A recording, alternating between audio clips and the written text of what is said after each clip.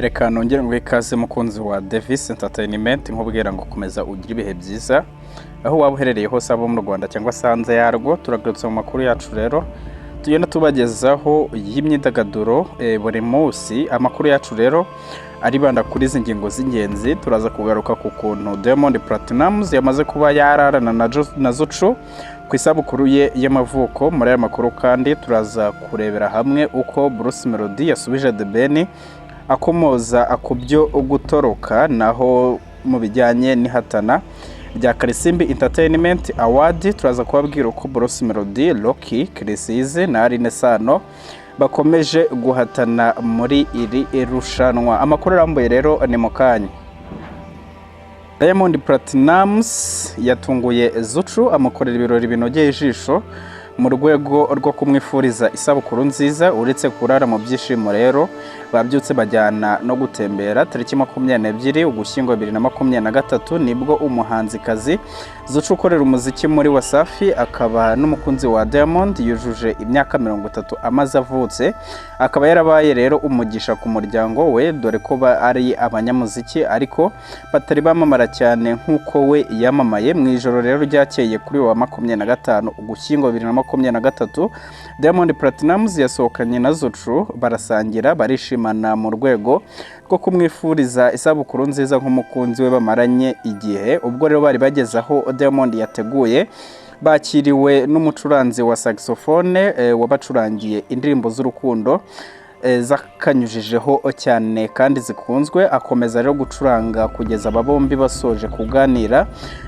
Ubwo barimo baganira Diamond na Zuchu basomanaga ubutitsa ndetse mu marira menshi. Zuchu amushimira kuba yamuzirikanye akamukorera ibirori ibyo kwishimira, ari nako Diamond amuhoza amuhanagura amarira. Mu yandi mashusho Diamond yazindutse ashyira ku mbuga nkoranyambaga ze yagaragaje yabyutse atemberana na Zuchu muri parike mu gihe bari kumwe mu gicuku kinishye barimo basangira champagne. Muri aya mashusho rero agaragaza neza ko Diamond na Zuchu bari mu bihe byabo by'urukundo, nubwo nyine wa Zuchu we ahakana ko badakundana kubera ko uyu mugabo ntacyo arabwira iwabo w'umukobwa. Nyuma y'ayo mashusho yose rero Diamond yasangije abamukurikirana ku mbuga nkoranyambaga. Abantu benshi bongeye gushimangira ko bakora amarorerwa ababyeyi babo barebera, kandi binahabanye n'umuco w'idini ya Islam ndetse n'umuco w'igihugu cya Tanzania muri rusange. Reka rero amakuru tuyakomereze kuri Bruce Melody wamaje kuba yasubiza The Ben anakomoza ku byo gutoroka. Kuri uyu mugoroba rero wo ku wa gatandatu tariki ya 25 Ugushyingo 2023 nibwo umuhanzi Bruce Melody yari ari ku kibuga mpuzamahanga cy'indege cya Kanombe, aho yari agiye gufata rutema ikirere imwerekeza muri Leta Zunze Ubumwe za Amerika mu bitaramo agiye kuhakorera. Yavuze ko rero niba The Ben yaranze bato ubwo atari ngombwa ko we icyo areba ari ikintu kirimo inyungu.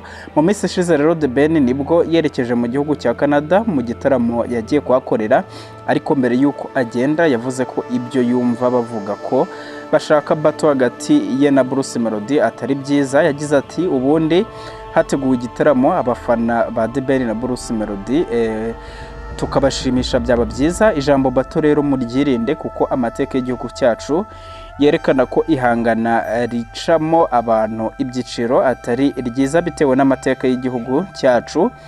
Nta bato dukeneye. Umuhanzi Bruce Melody nawe ubwo yaganiraga n'itangazamakuru yagize ati none se nyine niba atabishaka ibyo kujya muri bato ubwo nyine ntabwo ari ngombwa. Abajijwe niba nawe yumva ko koko atari ngombwa cyangwa se harimo gutinya, yagize ati ngiye ubundi nkorera umuziki amafaranga, ibyo kuvuga ngo habayeho kurwana ngo gutinya ngo gutsindwa icyo nzi iyo iza kuba uko byari kugenda kose nari kuyikuramo amafaranga, naho ubundi bitarimo amafaranga mutware kure. Melody avuga ko ubundi mbere na mbere kugira ngo yemere ibya bato yabyumvanye Muyoboke Alex, hanyuma nawe agahita abyemera. Mu kiganiro rero yigeze gukorera ku muyoboro wa YouTube yagize ati nigeze kumva muvuga ibya bato, niba nayo muyishaka muzamuzane ubundi mu bakubitire akanyafu kunda ubundi mpite nimanukira. Melody rero aherutse gushyira hanze indirimbo afatanyije n'umunyabigwi muri muzika y'isi Shaggy, indirimbo bise When She's Around, ariko kuri ubu iri guca ibintu hirya no hino. Binyuze rero muri iyi ndirimbo uyu muhanzi agiye gutaramira muri Leta Zunze Ubumwe za Amerika mu bitaramo yise I Hate Media Jingle Ball. Melody rero yanavuze ko adashobora gutoroka ngo agume muri Leta Zunze Ubumwe za Amerika kubera ko nta hantu ashobora gukura abantu bamukunda nk'uko abanyarwanda bamukunda. Munyemerere nanone amakuru yacu tuyakomereze kuri Bruce Melody, Rocky, Chris Easy na Aline Sano mu bahataniye Karisimbi Entertainment Award. Abantu batandukanye bazwi rero mu ruganda rw'imyidagaduro mu Rwanda bahataniye ibihembo bya Karisimbi Entertainment Award uyu mwaka bigiye gutangwa. Ibi bihembo rero bizatangwa mu ntangiriro z'ukwezi gutaha mu rwego rwo gushimira abanyamuziki n'abakora mu zindi nzego zitandukanye zerekeye imyidagaduro bitwaye neza. Ibi bihembo rero bitangwa buri mwaka. Kuri iyi nshuro abari guhatana bashyizwe mu byiciro 50. Muri ibyiciro rero birimo icya Best Male Artist, gitara gihatanyemo Chris Easy, Bruce Melody, Dani nanone, Juno Kizigenza, Christopher na Kensol, kandi icya Best Female Artist kirimo abanyamuziki nka Bwiza, Ariel Ways, Marina, Vestine na Dorcas ndetse na Aline Sano.